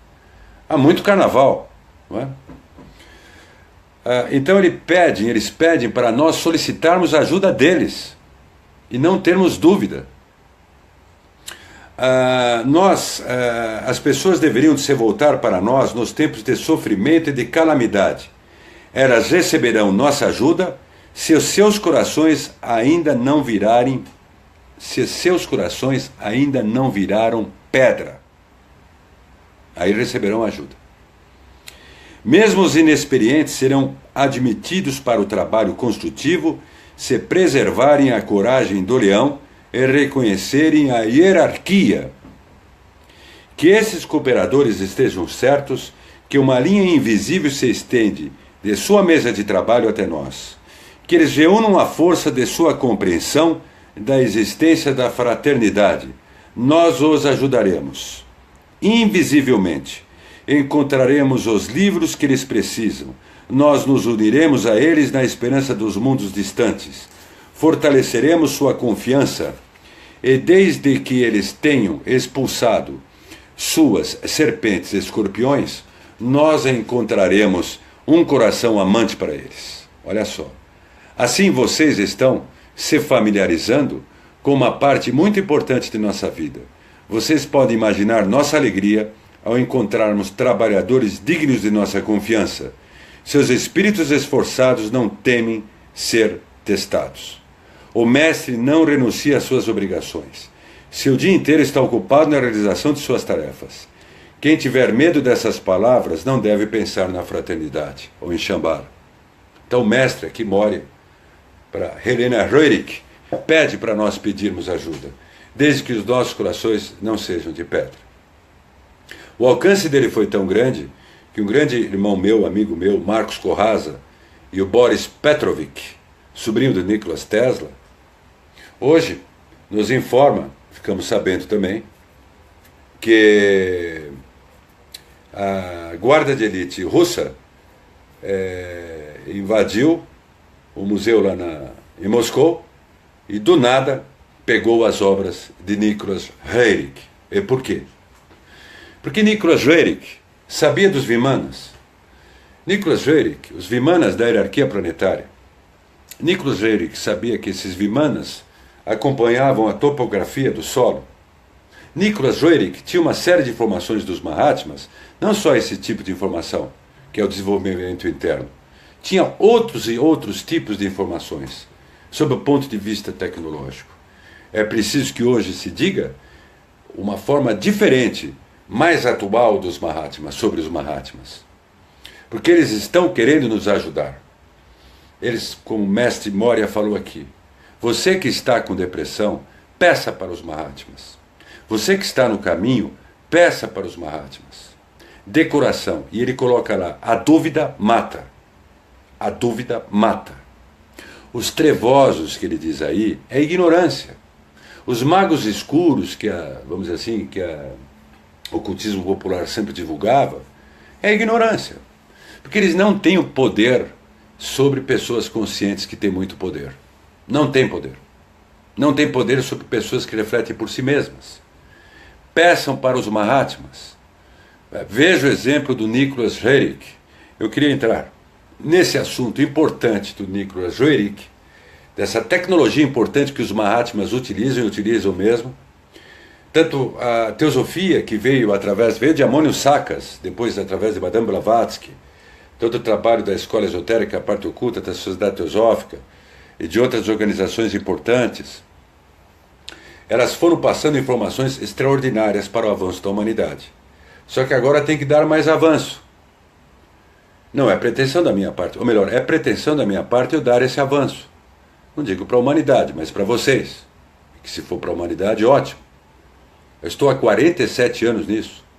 47 anos nisso. Não significa que eu seja um puro. Nada disso. Mas sei o que eu falo. Então, eu pretendo fazer uma live com uma visão real, vamos dizer assim, dos Mahatmas. De tudo que o Nicholas Roerich colocou. Não digo de tudo. Dos avanços importantes. E para quebrar o charlatanismo que existe. Fiquem atentos. Se indivíduos falam em nome de mestres e falam que o mestre mandou cobrar tanto, é charlatanismo. Os Mahatmas são os senhores da compaixão. Os Mahatmas fazem parte de uma linha tradicional que vieram dos senhores de Vênus, que nós falamos. Foram os senhores de Vênus, os extraterrestres, isso está na própria doutrina secreta, que criaram a hierarquia planetária. Eu já falei sobre isso. Que criaram e desceram, e que criaram a Ilha Branca, que nós chamamos Shambhala. Shambhala não tem uma expressão no plano físico, tem uma expressão nos planos internos. Sanat Kumara é o Melquisedeque da Bíblia. Esses seres tanto homens como mulheres, têm uma expressão, uma evolução, uma consciência tão enorme que não dá para se mensurar. Não dá para se mensurar. Mas eles utilizam de tecnologia. E isso eu quero falar para difundir essa teosofia progressista. Como eu faço parte da Sociedade Teosófica da Inglaterra, não estou falando em nome da Sociedade Teosófica, mas também da Sociedade Teosófica de Pasadena, que é uma organização fechada, e isso sim eu falo em nome da Sociedade Teosófica de Pasadena, nos Estados Unidos. E vai o meu abraço ao John Rao, secretário-geral da Sociedade Teosófica de Pasadena. Eu pretendo colocar informações importantes quanto o que são os Mahatmas, a partir do Mahatma Letters, não a partir do carnaval que nós vemos hoje em dia, o que fizeram caricaturas quanto aos Mahatmas. Nós temos que passar esse ensinamento sério. E haja visto que foi feito hoje com as obras do Nicolas Roerich lá em Moscou. Todos esses ensinamentos de ponta eu quero passar, essas informações eu quero passar. Faz parte desse trabalho idealista meu, independente da minha atividade profissional, quanto a cursos, enfim. É por isso que tem as lives. Eu imprimi um ritmo lento hoje, porque falar sobre depressão nós temos que falar pausadamente. Eu repito mais uma vez, a dúvida não pode existir, lute com a dúvida. Peço para os Mahatmas. Peçam para os Mahatmas. Você viu o exemplo agora do Mahatma Morya? Um outro exemplo, posso dar? Dê-se positivo ou não? Posso dar? Fale se sim ou não. Se positivo ou não. Um livro clássico, obrigado. O Budismo Esotérico, do Alfred Percy Sinnett. O Sinnett fez parte, deu a maior força para Madame Blavatsky na formação da Sociedade Teosófica. Foi o Sinnett que recebia as cartas dos mestres e achavam que ele não era discípulo. É claro que ele era discípulo. Ele recebia contato direto do mestre Kutumi. Aliás, eu estava falando dos Mahatmas agora, existe a carta única do Sr. Mahashohan, que está publicada no meu blog, que é um ser de uma evolução grande, que é chefe de muitos Mahatmas. Ele já prognosticava a evolução da Terra no século XIX. Uma única carta, que está no meu blog em inglês, se vocês quiserem, eu coloco novamente no Facebook. Só que está em inglês, bota o Google Translator. Não é? O Sinnett escreveu esse livro, deu uma baita confusão, o budismo esotérico. Aliás, ele brigava com o mestre Kutumi toda hora.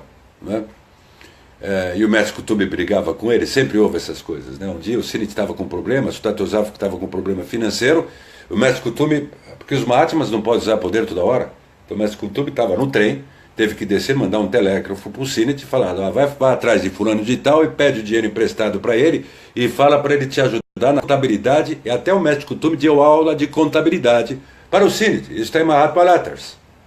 Para vocês verem que a realidade do dia a dia é importante. Olhem só, o Sinnett falando. Afirmei que Buda, em sua terceira encarnação, reconheceu o fato de que, na segurança excessiva de sua amorosa confiança na perfectibilidade da humanidade, abriu demasiado as portas do santuário oculto. Sua terceira aparição foi na pessoa de Tsongkhapa, o grande adepto reformador tibetano do século XIV. Nesta personalidade, tratou exclusivamente dos assuntos da fraternidade dos adeptos que naquele tempo se reunia notadamente no Tibete. Então, desde tempos imemoriais, houve no Tibete certa religião secreta, hoje completamente desconhecida e não abordável, por quem não seja iniciado, inacessível para o povo comum do país, assim como para outras gentes, e na qual se congregaram sempre os adeptos. Mas, em geral, o país não era o templo de Buda, o que se tornou depois a morada escolhida da grande fraternidade. Muito mais tempo do que são na atualidade, os Mahatmas, nos primeiros tempos, estavam espalhados no mundo. Então, no século XIV, Buda volta como Tsongkhapa para dar uma ajustada na fraternidade, cujas uma das sedes principais era no Tibete. E esse livro, o Budismo Esotérico, fez uma baita confusão, porque o Sinit era no inglês, ele era briguento, não é? E era direto com os Mahatmas. Não é? Os Mahatmas foram sempre, como é que eu poderia dizer, Mestre Mori e Mestre Kutumi, foram sempre fiéis ao Sinit, porque numa encarnação anterior, no Egito, o Sinit era um grande sacerdote, e o Mahatma Mori Kutumi, que tinham outros nomes no Antigo Egito, se meteram numa baita de uma confusão. E quem salvou eles da enrascada foi justamente o Sinit, na época, que era um sacerdote. Então os Mahatmas nunca abandonam ninguém. São amigos mesmo, são irmãos mais velhos. E esse livro do Sinit, Budismo Esotérico, deu uma baita confusão, porque muita gente interpretou que era o lado esotérico do budismo, né? Mas não. Budismo vem de Budi, a luz de Budi, dos aspectos da nossa consciência superior. Era nesse sentido que o Sinit quis colocar o título, né? A luz de Budi. E essa luz, esta força, ela é que é o canal para a manifestação da força Mahátmica em nossas vidas. Nós temos essa condição. Portanto, você que está passando pela depressão, por essas circunstâncias que nós estamos passando nessa vida, não é? Por essas dificuldades que nós estamos passando, principalmente agora com o aumento da frequência Tesla, que eu falo Schumann, que é Tesla, que é Schumann, mas é Tesla, de 7,8 foi para 13, dá picos de 35, e isso mexe com o vetor tempo-espaço, tudo isso, fora a anomalia geomagnética que existe aqui no Sudeste, uma parte do Brasil, que favorece o desenvolvimento da expansão da consciência, tudo isso gera as crises de emergência espiritual. E essas crises de emergência espiritual geram esses sintomas depressivos que exaustivamente não, em parte, eu expliquei, tentei orientar no início. Tenha o ideal. Busque o sentido de vida. Acredite nos Mahatmas. Acredite nos Mahatmas. Eles peçam para eles. Não para os Mahatmas carnavalescos enfeitados como vocês veem por aí. Não é nada disso. Em quadros, com umas coisas de louco. Peçam, em nome deles, a ajuda de todo o coração de vocês. E tenham certeza que o Mahatma que eles consideram o maior de todos é o Senhor Cristo. É o Senhor Cristo. Porque o Cristo é o único ser, como diz nos anais ocultos, e o que eu estou falando é um segredo ocultista agora para vocês, que ficaram até agora me ouvindo, que consegue fazer com que a pessoa, quando está em contato com ele, se sinta assim, que ele só está dando atenção para ela, que ela é a única pessoa no mundo, quando Cristo ou com a corrente do Cristo entra em contato com o indivíduo. Esses seres são evoluidíssimos.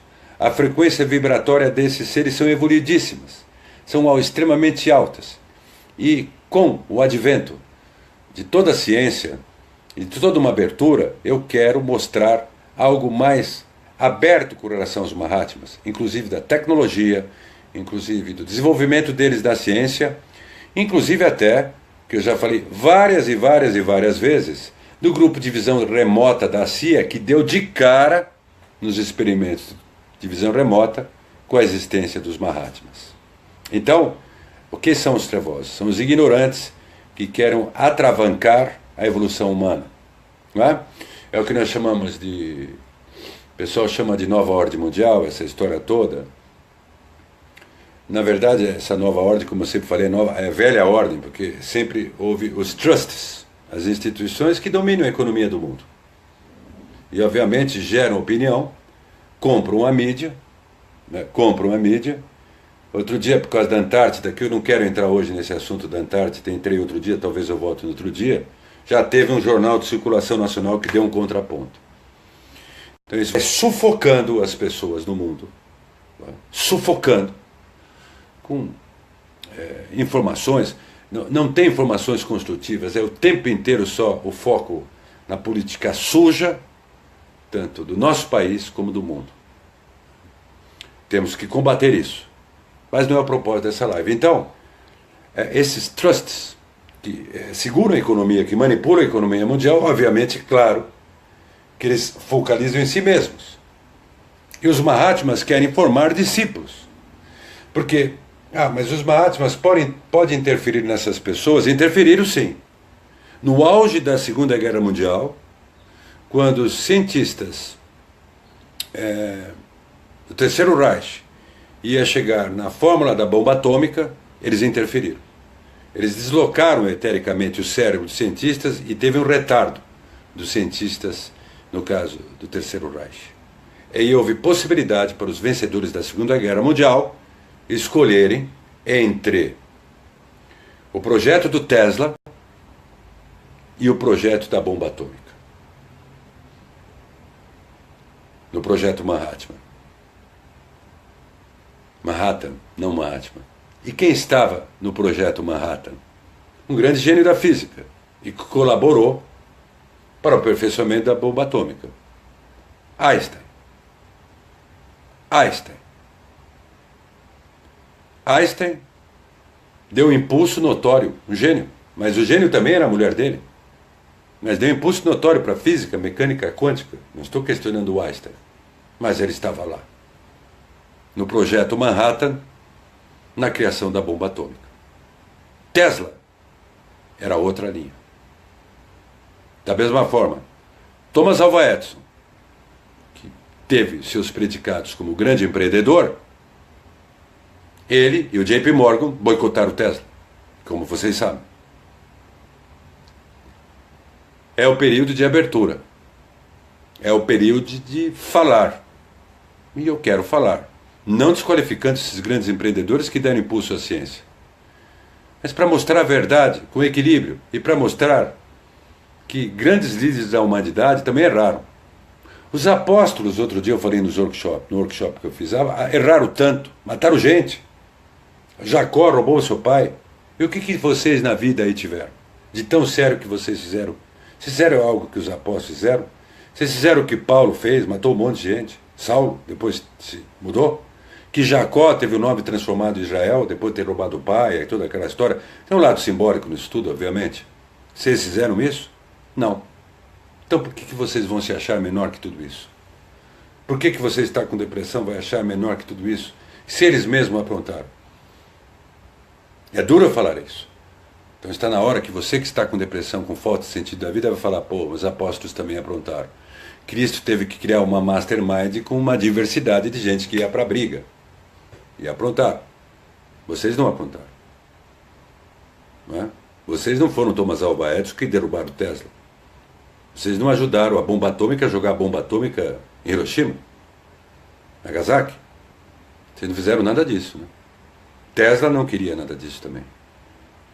Então, eu quero dizer que vocês têm muito por fazer de bem para a vida de vocês e da humanidade.